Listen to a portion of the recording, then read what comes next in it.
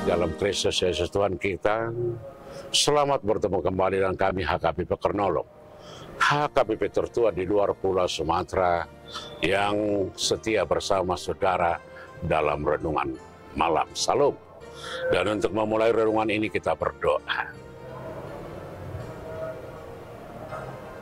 Kami puji Engkau Bapa dengan kerendahan hati dan penuh sukacita. Karena kami tahu bahwa apapun yang ada dalam hidup kami, itu semuanya berasal dari Engkau.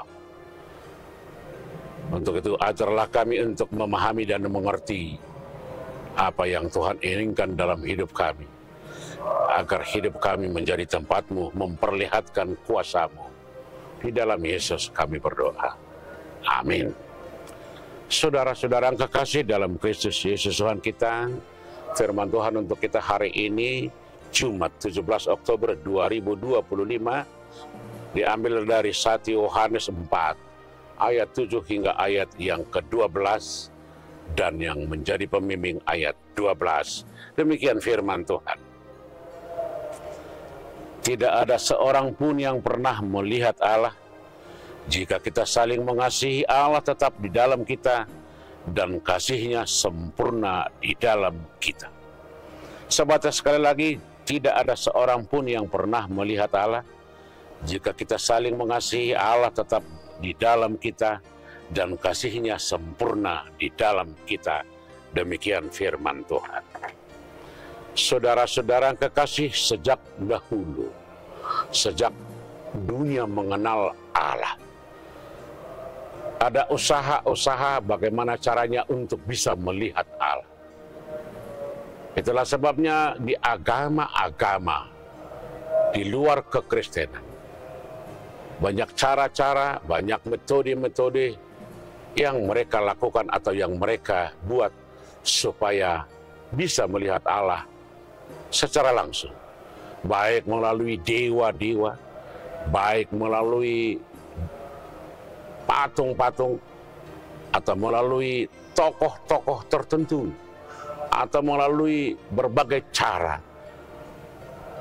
Dengan demikian mereka mencoba membentuk Allahnya sendiri supaya mereka bisa melihat.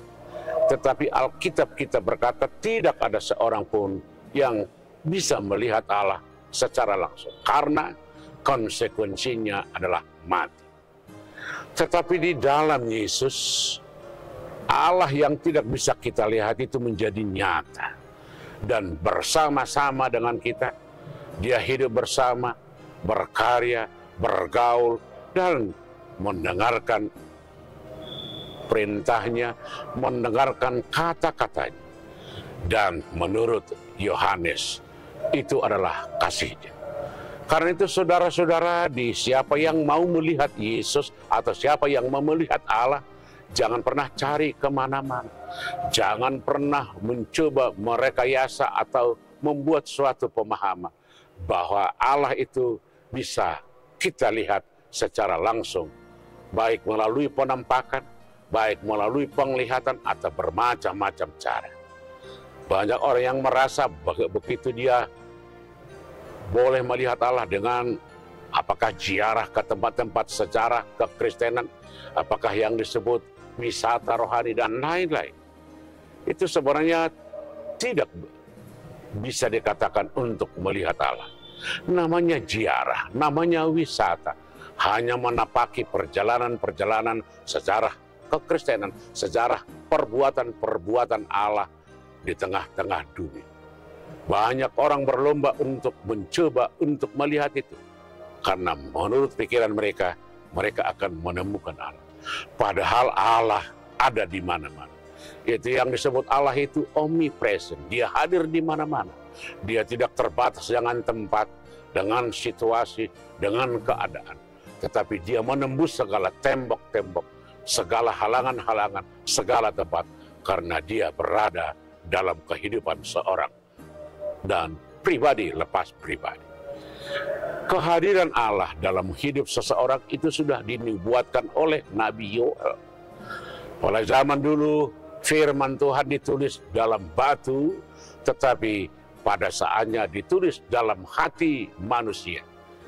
Itu artinya Tuhan itu hadir di dalam hati manusia melalui akal budinya, melalui imannya, melalui iman percayanya. Dan penulis Yohanes mengatakan perbuatan atau tindakan dari kehadiran Allah itu, dia harus menghadirkan hidupnya penuh dengan kasih. Itulah yang disebut oleh penulis yang tidak ada seorang yang bisa melihat Allah.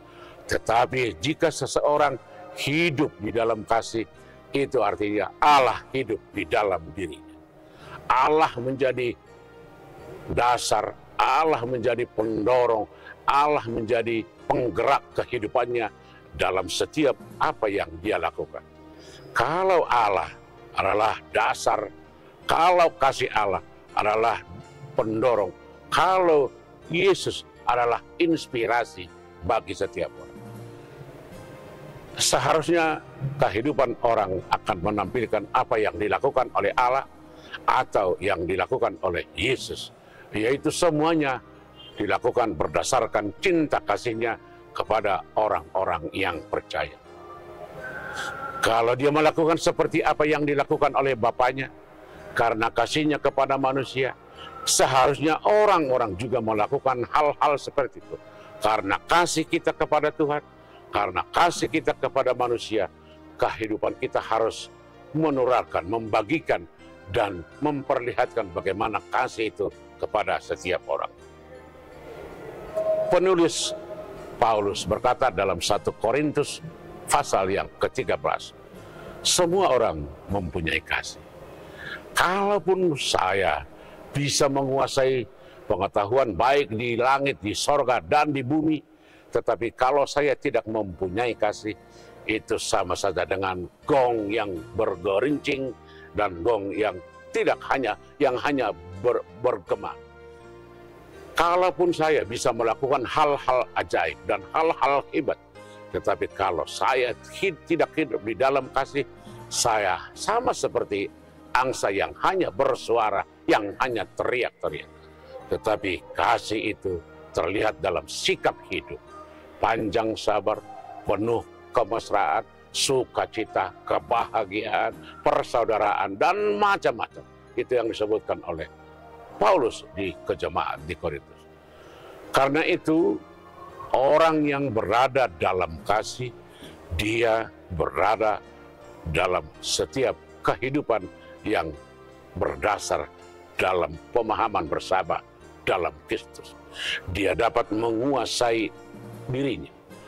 Dia dapat melakukan yang terbaik dalam tindakannya. Dia bisa mengkontrol emosi dan dia mampu membagikan apa yang dia miliki untuk menjadi sukacita bagi orang lain. Katakanlah kita mempunyai peran masing-masing di dalam dunia ini.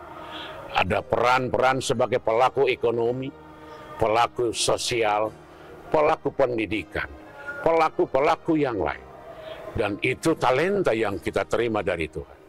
Dan semuanya itu diberikan Tuhan kepada setiap orang karena kasih-Nya. Seharusnya apapun peran-peran yang kita terima, apapun talenta yang kita miliki, itu harus kita pakai untuk memperlihatkan kasih Allah kepada manusia melalui kita. Allah menyediakan segala sesuatu tidak secara langsung, tetapi Allah memakai manusia untuk melakukan apa yang diinginkan. Katakanlah bagaimana Musa membelah laut. Tuhan tidak membelah laut, tetapi Tuhan memakai Musa untuk membelah laut.